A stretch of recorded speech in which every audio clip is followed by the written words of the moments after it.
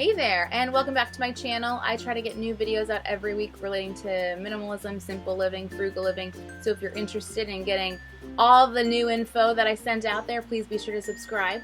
So this is the first video in a series of videos I want to do called My Thoughts on ... relating to some area of clutter, kind of inspired by the areas that Marie Kondo talks about in her book, The Life-Changing Magic of Tidying Up. So appropriately, the first video I'm doing today is going to involve clothing. And so when I first started going through this process, with her book being my inspiration, I started with clothing and really had to decide what was it that I wanted to have in my wardrobe. And going through that process, I think I got rid of 50%, if not more than 50% of my clothing. The system I had before going on this journey was what I thought everyone did and you were supposed to do. And I know a lot of people still do it, so there's nothing wrong with that. But it became more of a headache for me than it was worth. So basically what I had was 2 to 4, let's say 2, just to make it sound a little bit more reasonable. I had 2 large Tupperware bins that would hold off-season clothing. So if it was spring and summer, I would have fall and winter away in the storage area that we had, or at my mom's house if there was no room in our apartment. And those would sit there, and I never touched them until it was time for that season. So as soon as the kind of fall weather came upon us, spring and summer would be packed up, and then I would swap them out. And so winter and fall clothes would be added to the rotation. What I was noticing though was that there were certain pieces that I wasn't wearing, and I always just assumed that it was because I didn't have the right pieces to match them. And once I got those key pieces, I would start wearing these other pieces a lot more.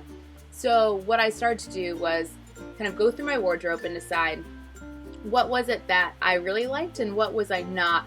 I didn't want to admit that I didn't like it because I liked it enough at some point to buy it. But in my mind, I was thinking, what am I not wearing enough? So I would take all the clothes that I really liked, put them in the back of the closet.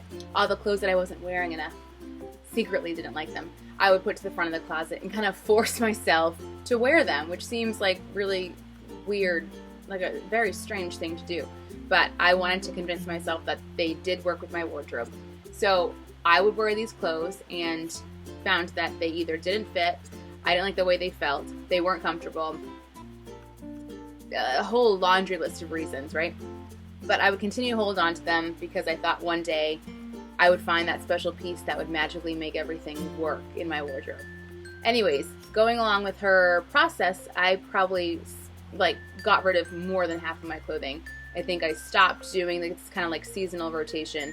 All of my clothes were able to fit in my one closet, which is a huge accomplishment for me considering I had these large Tupperware bins that I used to have to shuffle around and all these extra it was just a mess.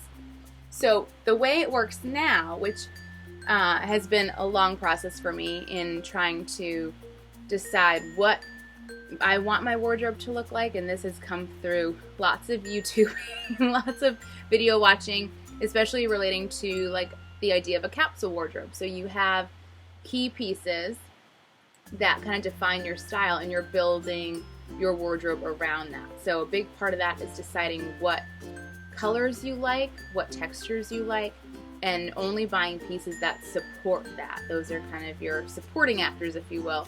You have these main showcase pieces that you really enjoy, and everything else is meant to support that. So it makes shopping a lot easier because I only ever really go shopping if I'm looking for a key piece. If I know I need to get a black t-shirt or a white t-shirt, or I need a jean jacket.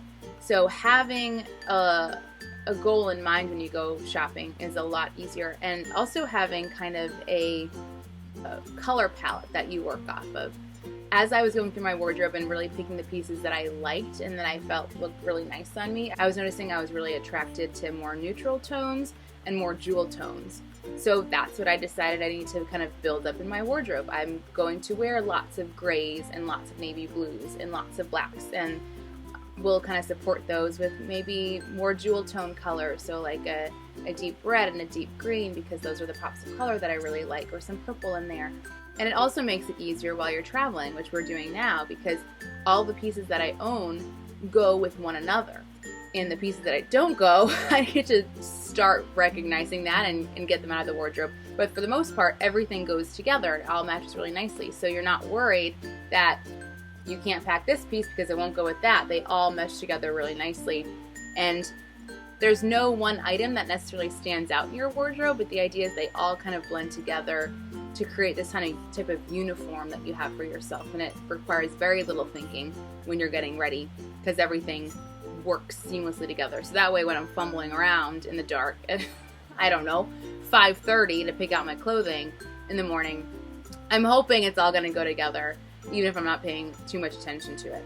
So anyways, those are my thoughts on clothing. I'm interested to hear what you guys have to say about how you've maybe culled down your clothing wardrobe, or how you go about shopping for your clothes and how it kind of fits this brand you might have for yourself.